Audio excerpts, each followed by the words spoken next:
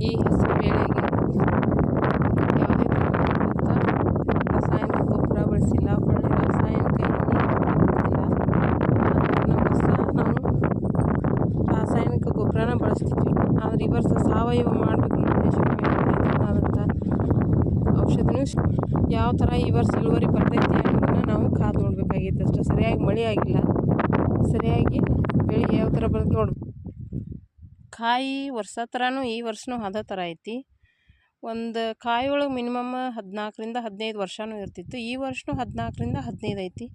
ಆದರೆ ಮಳೆಗಾಲ ಸರಿಯಾಗಿ ಆಗಲ್ ಕಾರಣ ಗಿಡದೊಳಗೆ ಕಾಯಿ ಪ್ರಮಾಣ ಸ್ವಲ್ಪ ಕಡಿಮೆ ಐತೆ ಅಷ್ಟೇ.